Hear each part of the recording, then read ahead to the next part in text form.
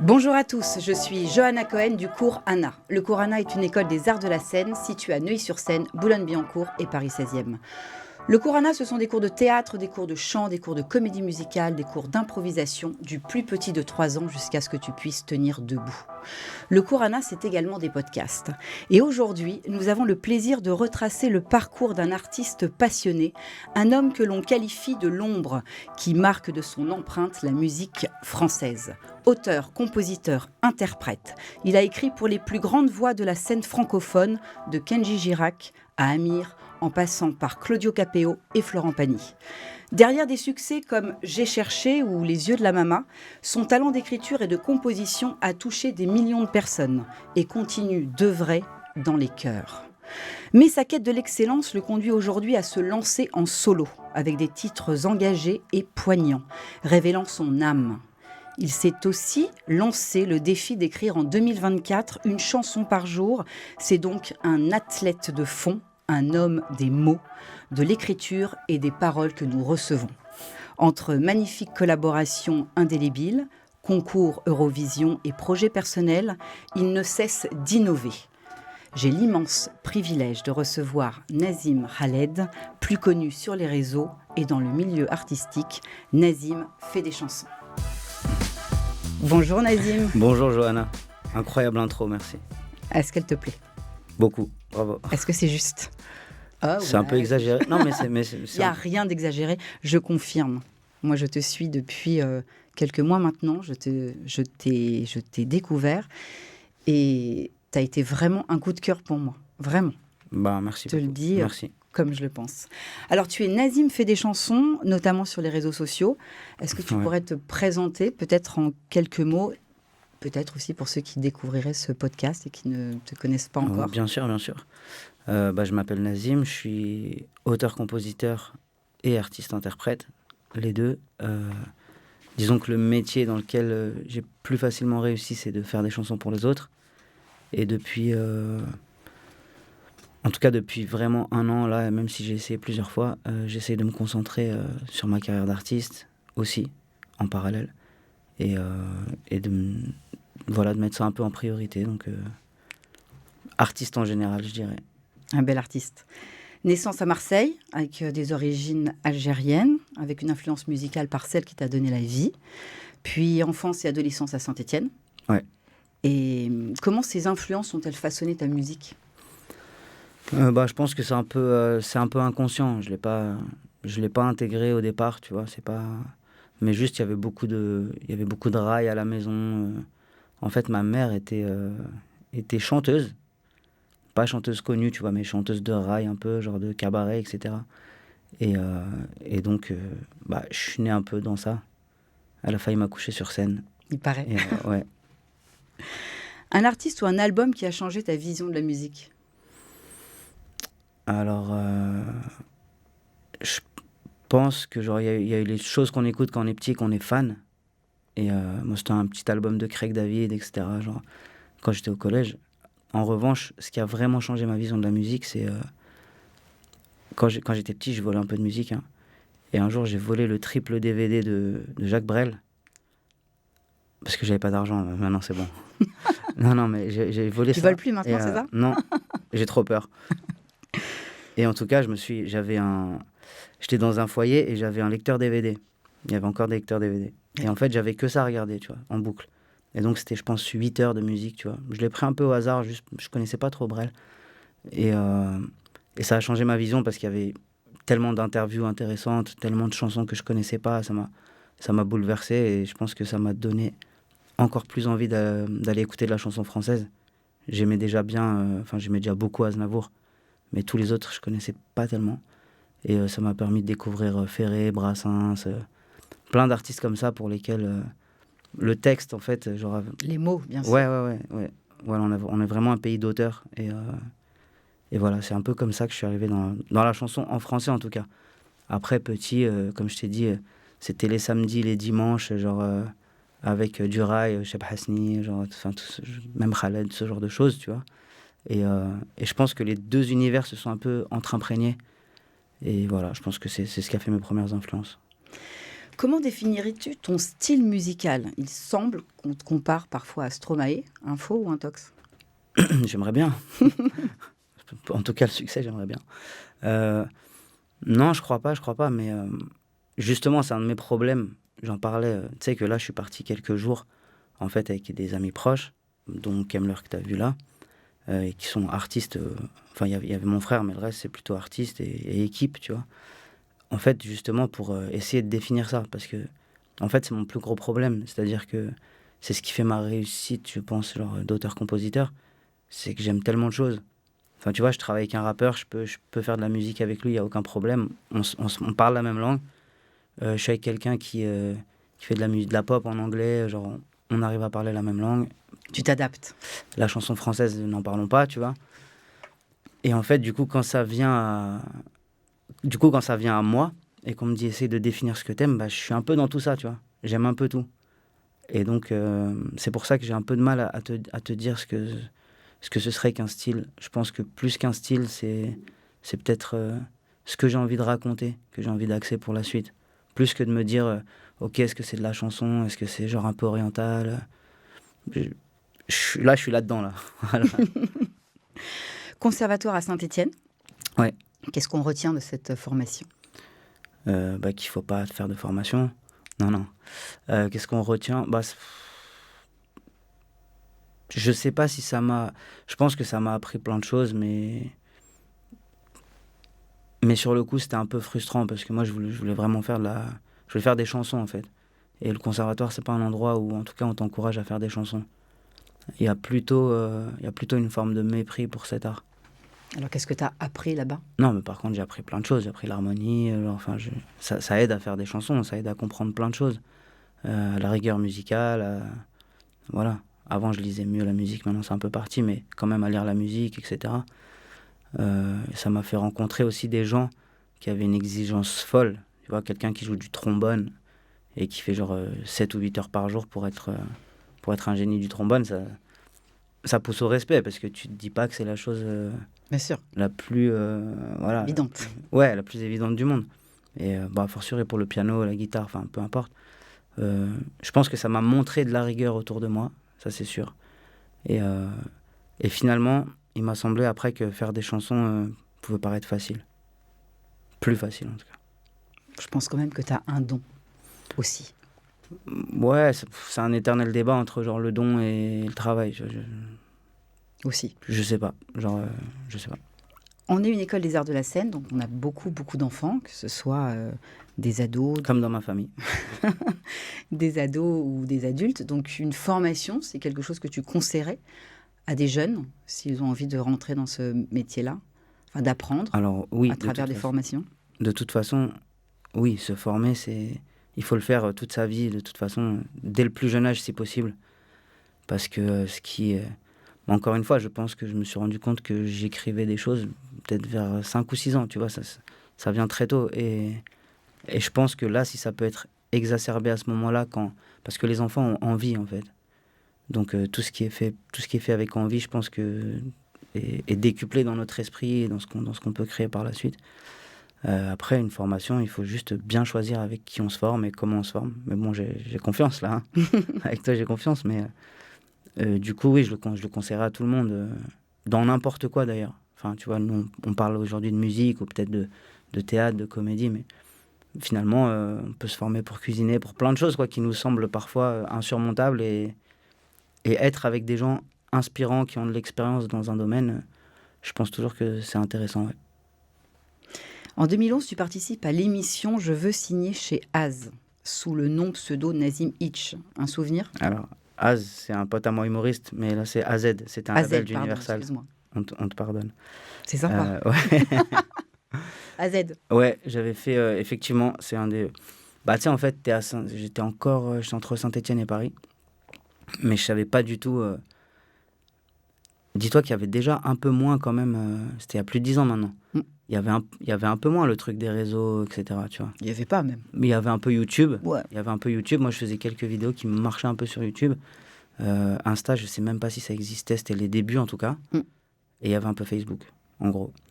Donc, il fallait trouver un peu des moyens de... On disait percer, tu vois. Voilà, on cherchait des moyens de percer. Et j'ai appris par des copains l'existence de ce concours-là. Et en fait, on avait fait un truc hyper cool. C'était au vote, tu vois, qu'on pouvait monter à l'Olympia. On était hyper en retard parce qu'on n'avait pas entendu parler tout de suite.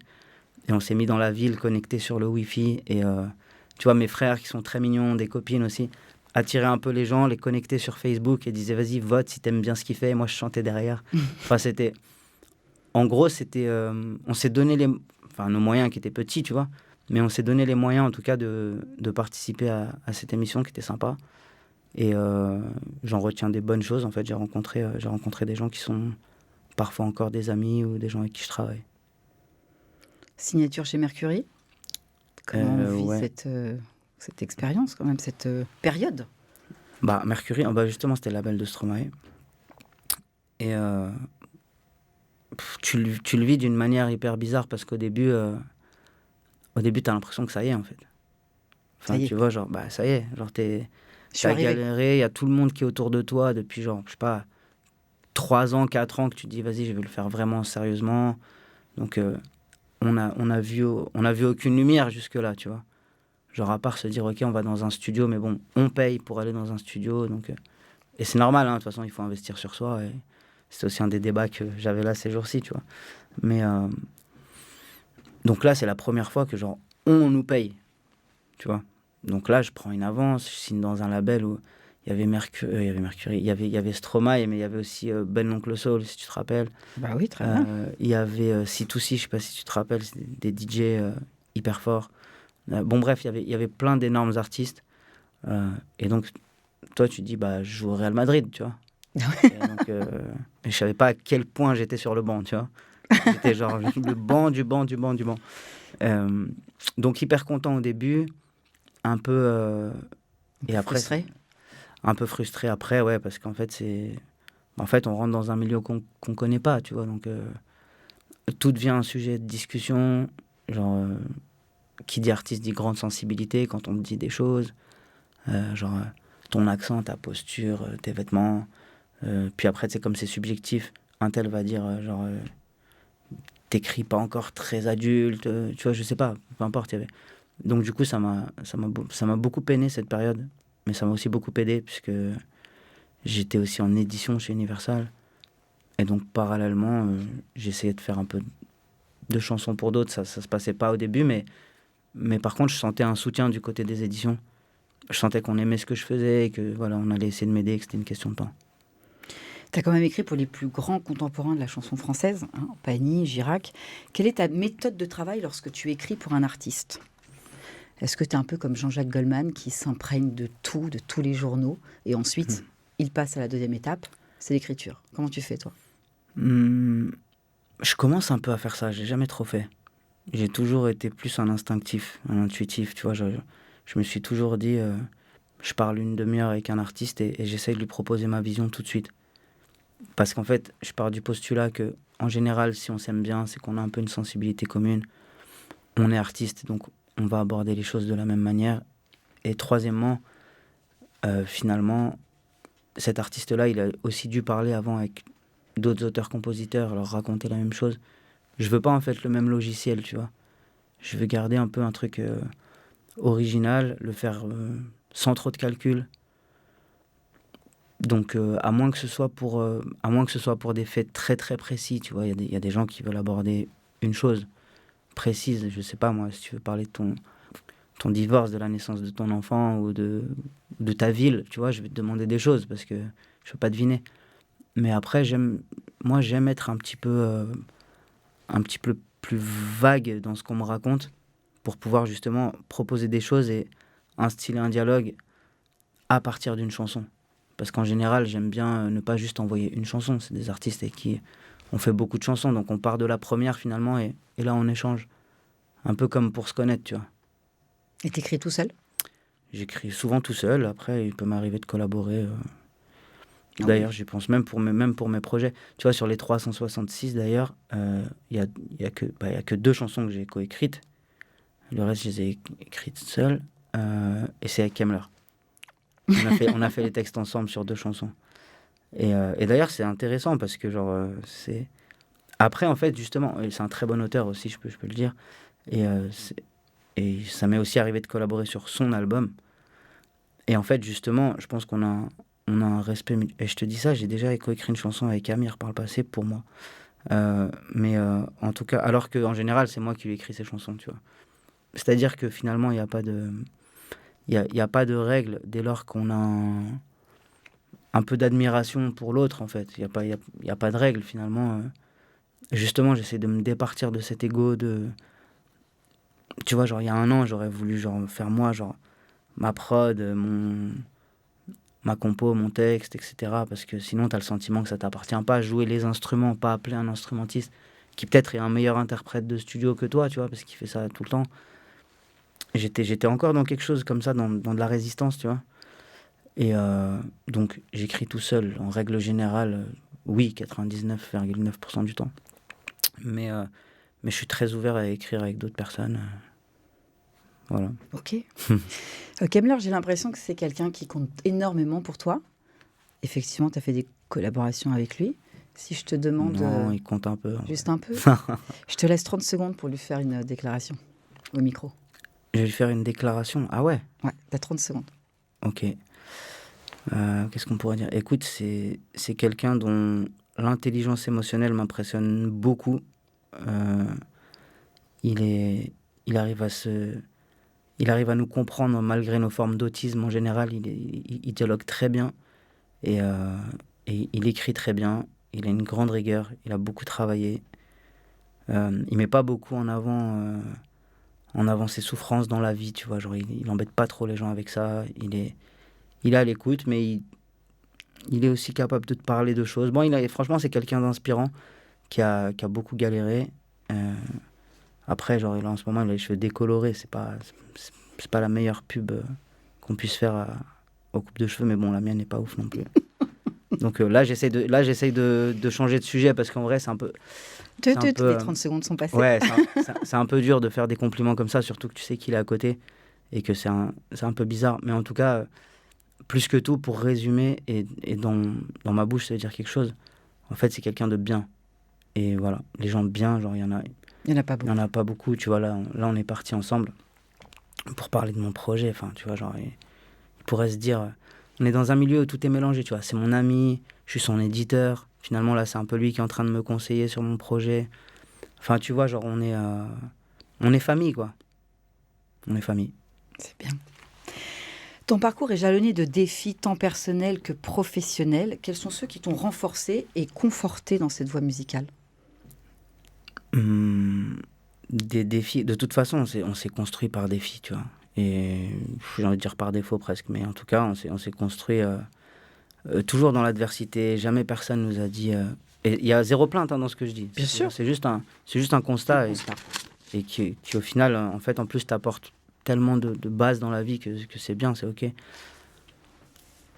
Je sais pas, genre, à chaque fois que j'ai voulu faire des choses pour des artistes, évidemment, c'était pas genre, ouais, on va te présenter cet artiste, il t'adore, personne te connaît et tu vas au charbon, tu vois. Je me rappelle que pour Kenji, genre, on m'avait dit, non, mais c'est trop tard au début. Et que j'ai fait un mail incendiaire, genre, parce que j'avais pas de conscience. Aujourd'hui, je le ferais pas, tu vois. Mais justement, tu penses? c'était bien. Ouais, je ferais pas le message que j'ai fait. Il était genre, il était fou, genre.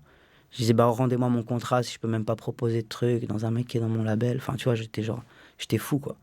Et, mais heureusement. Et après, je suis allé en Belgique pour faire des chansons.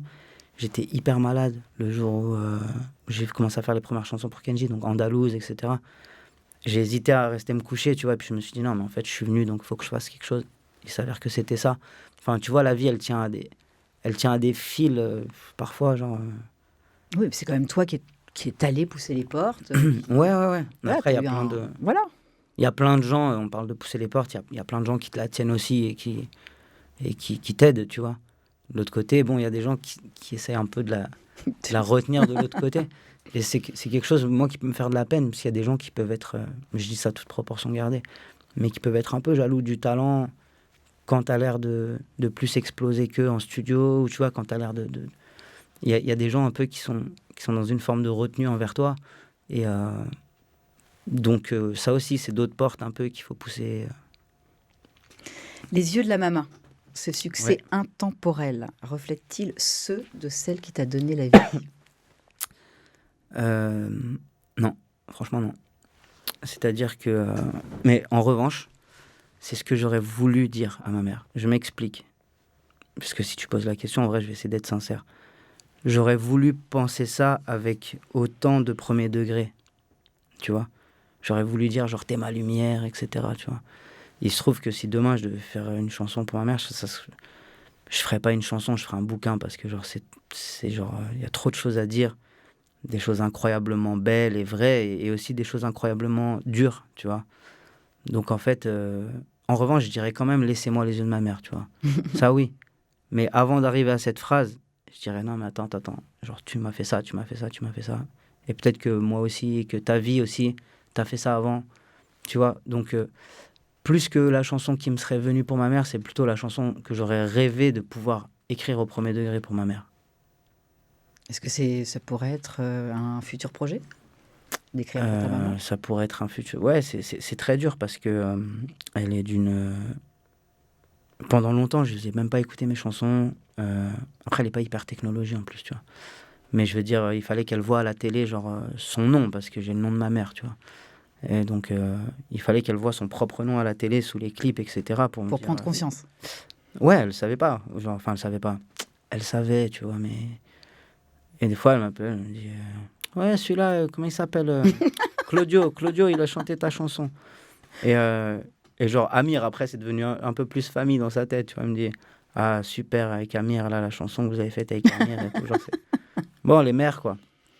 Et elle commence à prendre un rôle de mère plus tendre, on pourrait dire, tu vois. En fait, elle a une vie tellement dure que du coup, je pense que c'est un peu ruisselé, tu vois. Et donc, ça a mis un peu de temps.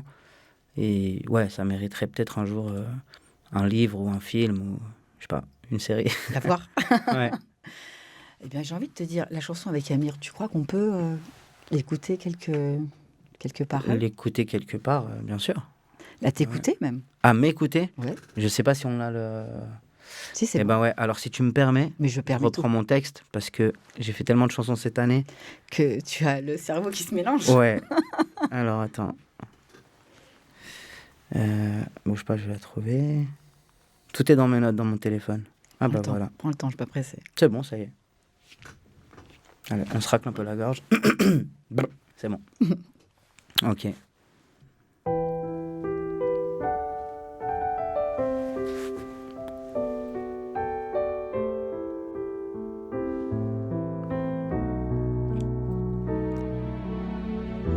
Il y a une très longue intro, pardon.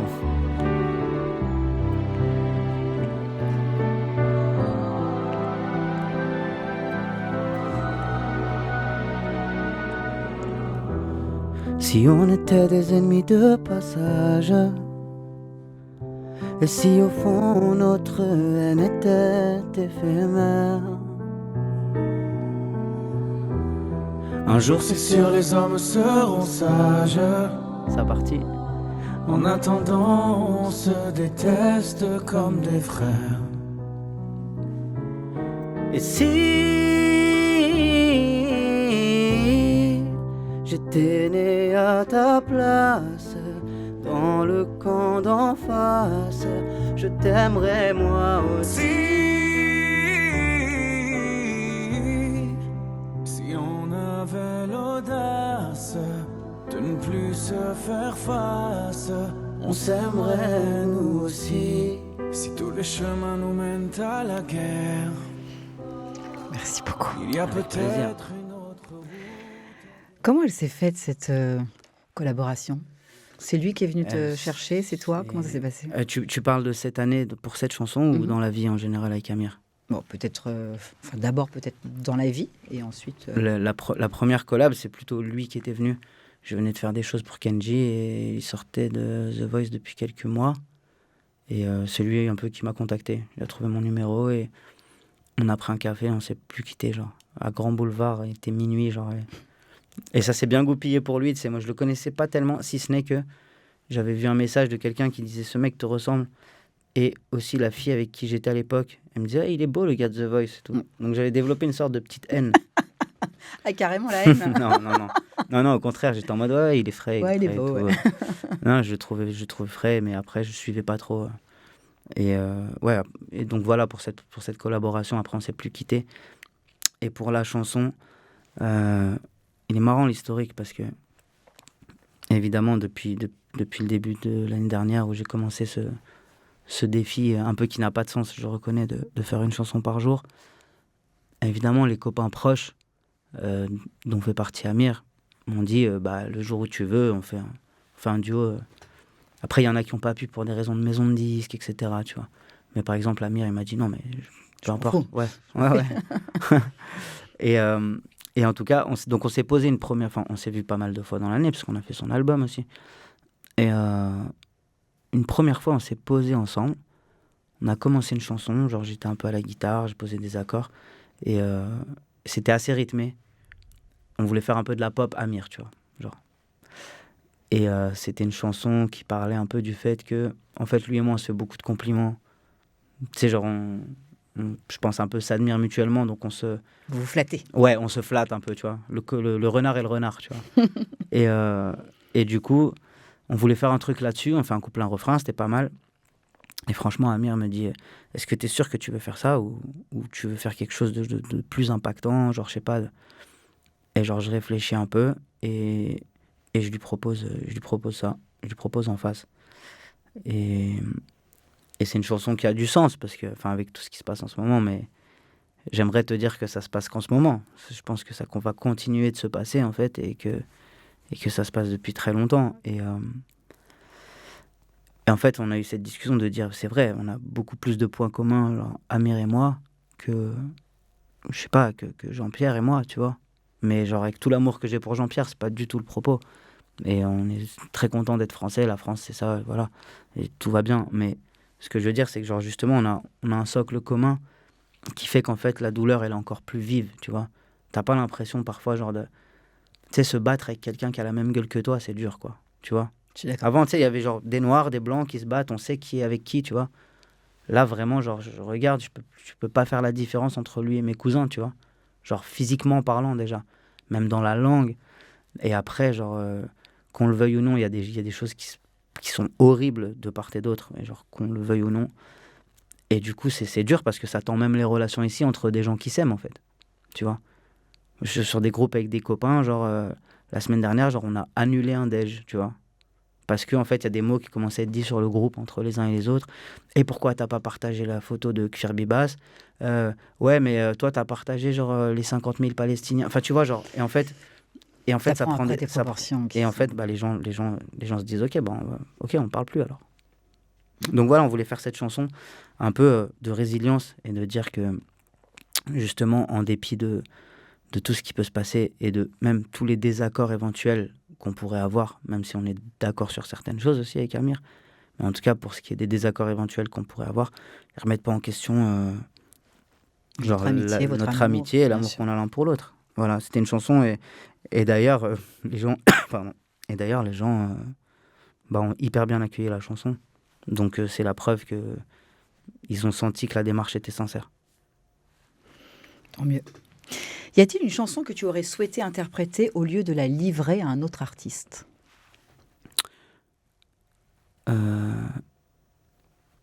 C'est une bonne question. Bah, y a plein de chansons. Je suis sûr que tu allais dire ça, c'est fou ça. Que c'était une bonne question. Ouais. Bah, y en a plusieurs dans l'absolu. Mais d'ailleurs, tu parlais des yeux de la Mama. C'est un plaisir à chanter, tu vois. C'est un plaisir à chanter pour moi, en tout cas. Et surtout, enfin, je sais pas, ou Rétine d'ailleurs de Amir. Genre, tu vois, j'adore chanter cette chanson, genre pour moi-même, tu vois. Bah, c'est un mélange de la chanson me plaît et genre elles ont un tel succès ces chansons en fait. T'imagines de commencer à chanter genre une phrase et puis après les gens connaissent tout, quoi. C'est fou. Genre les gens connaissent tout, chaque inflexion, chaque truc, chaque mot. Tu vois ça genre dans un Zénith ou dans un Bercy, genre qu'on chante ta chanson comme ça et tu te dis waouh, tu vois. Et alors ? Tu les regardes ? Bah, tu te dis... Qu'est-ce que tu te dis ? Bah, en fait, faire des chansons pour les autres artistes, c'est comme genre recevoir beaucoup d'amour de façon indirecte. Tu vois ? C'est comme aux États-Unis, on vote pas directement, tu vois. Ben non. Bah là, c'est la même chose. Genre, j'ai été élu, en fait, mais indirectement. Et souvent, les Ouais. gens ne te connaissent pas. Les Non, gens bien ne sûr, savent bien pas qui sûr. t'es. Ouais, il y a beaucoup de gens, enfin, la majorité des gens ne me connaissent pas.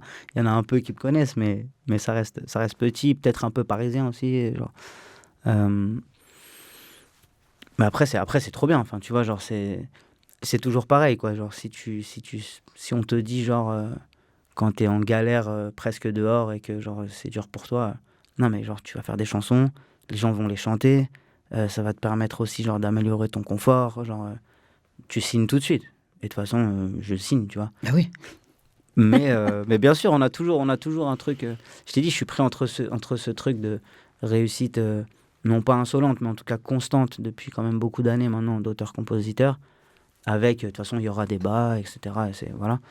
Et ce projet d'artiste, genre, où moi-même, parfois j'avais envie, parfois pas envie, parfois très envie et ça s'est pas passé. Enfin, tu vois. Voilà. Est-ce qu'il y a une collaboration qui t'a le plus marqué? Non, franchement, la plupart des artistes, j'ai. C'est Enfin, toujours tous les passé artistes. un... Non, il s'est toujours passé quelque chose. Franchement, c'est difficile de dire. En tout cas, la première fois, par exemple, que j'ai fait des chansons pour Lazara, j'étais genre, j'étais choqué dans le bon sens de sa voix et je me suis dit, tu sais, j'avais envie de dire, faut pas que tu fasses certains autres trucs. J'ai envie moi de te prendre dans un studio et que genre on fasse. Il y a quand même des gens qui ont des voix genre qui te transperce. transpercent, qui te sèchent un peu, tu vois. Après non, avec tous les artistes, c'était un vrai plaisir. À commencer même par des petits artistes maintenant plus petits qu'on essaye de produire, et qu'on essaye de faire des trucs. Enfin, je pense que la suite, c'est aussi ça, tu vois. C'est aussi d'abord essayer... De donner la chance? Au-delà de ça, c'est essayer de réussir ce pari fou un peu de bosser avec des artistes encore plus jeunes et qui restent à développer, etc. Et puis aussi de pouvoir raconter des choses qu'on a envie de raconter sans la contrainte de parfois genre un label qui veut tel single et tel single. Et oui, tu as raison, c'est aussi une forme de... Ouais, laisser la chance, disons que ça me semblait manquer d'humilité de ma part, mais en tout cas... De mettre un pied dedans. Ouais, donner des opportunités à des personnes de la même manière que toi, on j'aurais peut donner, voulu, bien sûr. j'aurais préféré commencer à bosser avec des gens qui sont un peu artistes plutôt qu'avec genre tout de suite des labels. Parce qu'en fait, c'est normal, c'est pas de leur faute, ils ont pas la même vision que les artistes, tu vois. C'est vrai, raison. Ton premier single, Pourquoi veux-tu que je danse, a une dimension engagée. Ouais. Quelques mots sur ce single? Ouais, il a 7 ans hein, quand même. Ouais, bah c'est pas grave. Ouais. C'est ton premier, non? Ouais, c'était pas tout à fait mon premier en fait. Ah bon, mince. Non, mais c'était mon deuxième en vérité. Mais on va dire que c'était le premier. Pourquoi veux-tu que je danse? Ouais, mon idée un peu, c'était de... Si tu veux être engagé, tu te prends toujours... Enfin, quand t'es un peu engagé, tu te prends toujours... C'est le jeu. Non, mais j'allais pas faire le Che Guevara. J'allais plutôt dire, dès que tu t'engages, il y a des gens qui sont... Ah, ça va, il nous fait le truc, genre de l'engagement et tout. Tu vois ce que je veux dire? Oui. C'est-à-dire que genre si t'es trop premier degré, bah comme là j'avais un peu peur, hein, parce que la chanson avec Amir, non mais parce que non mais de risque. J'avais pas peur pour ce qu'on raconte, j'avais plus peur parce que c'est pas fait de manière ironique en fait, c'est fait de manière un peu directe, tu vois. Et humaine, je trouve. Ouais, mais du coup d'ailleurs on se mangeait quelques messages quand même sympathiques. Bah oui, mais c'est la vie. Exactement. Donc là en tout cas dans Pourquoi veux-tu que je danse, je voulais faire un truc un peu contre-pied qui a l'air genre qui a l'air d'être un up pop presque dance, tu vois, et de lister toutes les choses qui sont horribles avec un peu d'humour, tu vois, et juste de dire bah du coup pourquoi tu veux que je danse en fait, c'est ça, avec un truc dansant. Voilà, c'était ça mon ambition. Ça a un tout petit peu marché, c'était pas loin. J'ai un immense regret, c'est le clip, parce que je voulais un vrai clip qui raconte un truc qui est déjanté, et au final je me retrouve avec un t-shirt bleu sur un pouce-pouce à 4 minutes de chez moi, rue des Francs-Bourgeois. C'était nul, quoi. C'était nul et il avait coûté 40 000 €, figure-toi. Ah, quand même? Ouais, c'est pas moi qui payais à l'époque. Ouais, j'espère pour toi. Aujourd'hui, il coûte 2 000 € mes clips. Quels sont les projets en cours en tant qu'homme de l'ombre ou sous la lumière? Bah écoute, il se passe plein de choses en tant qu'homme de l'ombre. On travaille sur le prochain projet de Kemmler d'ailleurs. On va faire une suite avec Amir. Moi, je suis en train de faire une comédie musicale pour les Émirats. Ouais, Pas mal. leur première comédie musicale maison. Donc c'est hyper sympa, c'est intéressant à faire. Il y a les jeunes artistes avec lesquels on travaille, Léna, Jade, Simon. Voilà. Et puis j'ai une petite activité genre d'éditeur qui est un peu c'est l'équivalent de tu signes des talents qui savent écrire et composer et tu essayes un peu de développer leur carrière aussi d'auteur-compositeur. Donc il y a les artistes qu'on a, nous, et qu'on essaye de développer. Et bien évidemment, dans tout ça, il y a ma carrière d'artiste que j'essaye justement de... Tu sais, c'est hyper dur parce qu'il y a une partie de toi... En plus, plus le temps passe, moins t'es jeune, c'est logique. Oui. Ok. Et donc, moins t'es jeune, plus t'as honte. Enfin, tu sais, plus tu te dis... Est-ce que je vais me foutre, je sais pas moi, genre sur les quais à chanter avec un truc qui va faire 9000 vues Tu vois ce que je veux dire? Enfin, quand tu pars des fétistes, tu te dis ça. Mais sauf qu'en fait, c'est tellement épidermique de faire de la musique pour moi que je pense que j'arrêterai jamais, en fait, même si un jour c'est pathétique. Tu vois ce que je veux dire? Même si un jour on dit, genre, je sais pas, genre, il se passe 15 ans, on dit, putain, le mec, il a 50 piges, qu'est-ce qu'il raconte? Genre, vas-y, frérot, genre, t'as bien marché, t'as acheté ta belle maison, qu'est-ce que tu fous, genre, à chanter, tu vois? Et je pense qu'en fait, genre, c'est ça qui est beau dans la dimension artistique, c'est que, genre, même le pathétique, en fait, on s'en fout, tu vois. Ouais, en fait, même le pathétique. Et donc, je suis à me dire, ouais, je crois que j'aurais toujours envie de faire des choses pour moi. Peut-être que ça prendrait une forme différente et que je vais pas faire le con, genre, peut-être que la musique changera un peu, tu vois. Peut-être que le concept sera différent, je sais pas. Mais en tout cas, je ferai ça, je pense, toute ma vie, parce que tu es passionné, tout simplement, et que c'est en toi et que tu ne peux pas vivre sans. Ouais. Pour l'instant, je peux pas vivre avec non plus. Il va falloir que je cartonne un peu si. plus. Ta plus grande fierté personnelle, professionnelle aussi. Fierté personnelle. Je réfléchis. C'est compliqué. Franchement, c'est compliqué. D'être parti de chez moi à 17 ans. Avec un bac S dans la poche, alors que franchement, j'avais pas de cahier, j'avais pas de livre. Genre, ouais, franchement, parce que, en fait, c'est d'avoir mis ce pas devant, tu vois. Parce que, genre, en fait, il y a des jours où soit tu pars jamais, tu vois. Soit tu pars maintenant, soit tu pars jamais. Et ouais, en vérité, c'est pas genre d'avoir fait, je sais pas quelle chanson de l'année et tout, genre, c'est trop bien, hein. Mais en vrai, ma vraie fierté personnelle, c'est un jour d'être, genre, rue Roger Salingro à Saint-Étienne, dans un appart horrible, et d'avoir dit, ok les gars, je supporte plus là, genre, ok, vous m'écoutez pas, bon, sac, chut, parti, genre, comme ça.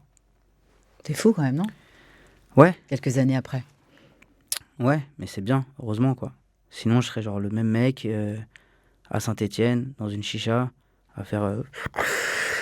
ouais, de toute façon, ils sont relous, ces trucs, machin. Non, mais c'est vrai. Et genre, et je serais le même, hein, tu vois. Mais, ah bah oui. Non, mais je veux dire, genre, et puis, genre, de temps en temps, je prendrais la guitare. Évidemment. Je ferais des petites chansons, genre, un peu engagées, un peu drôles. Genre, mes copains, ils diraient, t'es trop fort, frère. Et donc, ouais, je suis fier d'avoir fait ce pas, voilà. Et professionnel? Et professionnel,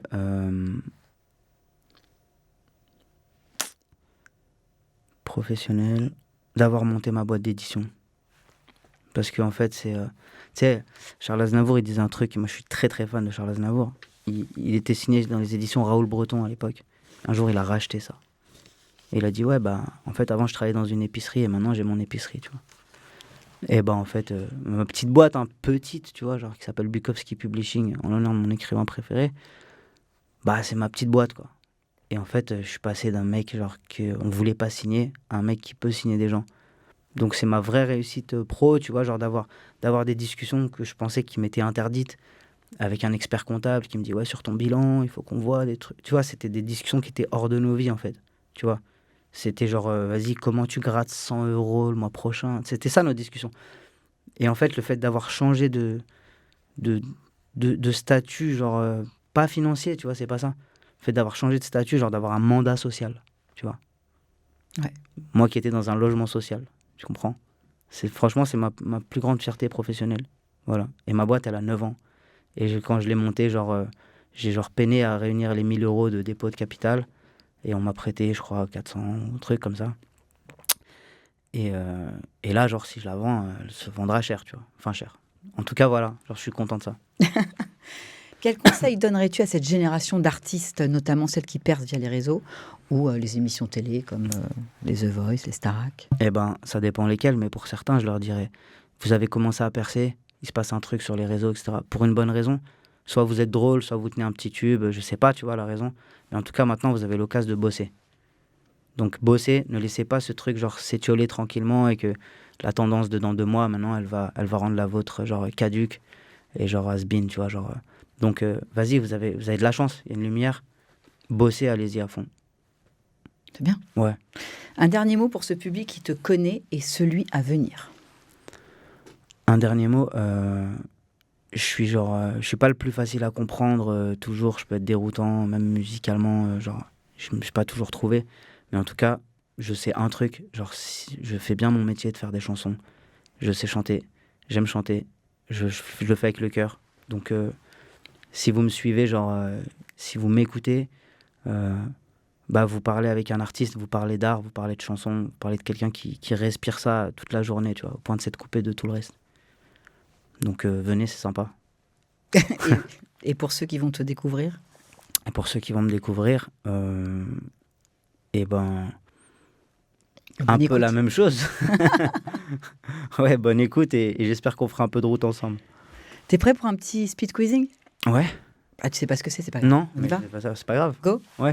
Ça a pas l'air d'être un truc genre douloureux. Non, c'est Non, mais simple, c'est bon. c'est sympa. Guitare ou piano? Mais je sais pas répondre en 2 secondes. Hein. Bon, Ah non, mais tu peux prendre le temps. Ah, ok. Ouais, Ah, ouais, ok. même si ça Je sais s'appelle... pas, il y avait speed. Alors. Ouais, Non. c'est pas grave. Ok. Alors, très simple. Si je peux faire que de la guitare ou du piano sans chanter, piano. C'est comme ça que je m'exprimerai le mieux. Après, si c'est pour faire une chanson, guitare, c'est plus facile pour les gens. Ça fait pas trop de bruit. Genre. Donc, quand je dois chanter une chanson, je dirais je prends la guitare. Et pour juste m'évader, je joue au piano. Ok. Écriture solo ou collaborative? Si on parle de juste écrire, en général, solo. Tube ou album? Moi, mon rêve, c'est de faire les... Non, tube, en fait. Voilà. Alors, j'ai changé. Hein. Éphémère ou durable? Bah, attends, pourquoi il y a des gens qui disent éphémère? Bah, écoute, je sais pas.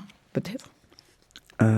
Non, mais en fait, c'est comme dans la chanson d'Amir, tu sais, genre, qui s'appelle Longtemps, qu'on a faite. On parlait d'amour et je disais, genre, il faut pas dire toujours. Genre, toujours, c'est pas touchant. Mais genre, longtemps, c'est touchant. Parce que toujours, ça a pas de fin, tu vois. Longtemps, ça a une fin. Donc, un peu entre les deux, quoi. Bah voilà, tu vois. Ouais. Ouais, t'as trouvé la Donc, réponse. éphémère, mais sur 50 ans, tu vois. Live ou enregistrement? Non, live. Travail sous pression ou à la cool? Pression. Livre ou internet? Ça s'est réinversé. Enfin, c'est-à-dire, j'ai toujours été livre, mais là, j'en lis beaucoup moins. Mais j'ai envie de dire livre quand même. Ça augmente l'espérance de vie de tourner les pages, pour de vrai. Sur scène ou dans l'ombre? Bah, ça veut rien dire, je trouve. Hein. Franchement, les deux, en fait, apportent un plaisir, tu vois. Mais genre, je t'avoue, c'est pas de ta faute. Hein. Tout le monde prononce ce mot ombre tout le temps. Mais moi, je dirais plutôt que genre, c'est de la mise en lumière d'autres personnes. Tu peux. Voilà. Donc, mettre en lumière des gens, c'est génial. Et après, chanter pour les gens, j'ai pas souvent l'occasion de le faire, mais j'ai un peu. À chaque fois, je ressors galvanisé en me disant, mais en fait, c'est tellement ça que je veux faire. Ça marche tellement bien avec les gens, tu vois, la relation. Mais c'est juste que, genre, faire ce premier pas de, genre, booker des scènes, ce genre de choses, c'est parfois un peu dur. Mais, donc, les deux, mourir sur scène comme Dalida, mais, genre, mais vivre un peu entre-temps. Classique ou variété? Classique. Jean-Jacques Goldman ou Obispo? Jean-Jacques Goldman. Icare ou Nazim fait des chansons? Non, c'est un copain, je l'aime beaucoup. Mais je vais quand même me choisir. Mais je l'aime beaucoup, en vrai, il a beaucoup de talent. J'adore. Moi. PSG ou OM? OM. Kurana ou au micro avec Johanna? Ah, eh ben écoute, si je peux faire un stage au Kurana, je pourrais te dire. Qu'est-ce que je peux te souhaiter? Un joyeux Noël pour... non. Tu peux me souhaiter de m'épanouir et d'être heureux. Tu l'es déjà. Tu es épanoui, tu es heureux. Je suis sur la route de... Bah, comme tout le monde, en vérité. Je suis genre normalement heureux. Et... Mais tu peux me souhaiter que ça dure longtemps. Ça dure longtemps. Ouais. Longtemps. Voilà. Merci 1000 fois, vraiment. Merci, Johanna. Nazim fait des chansons. Vous pouvez retrouver cette interview sur Spotify, sur Deezer, sur toutes les plateformes et sur Instagram au micro avec Johanna.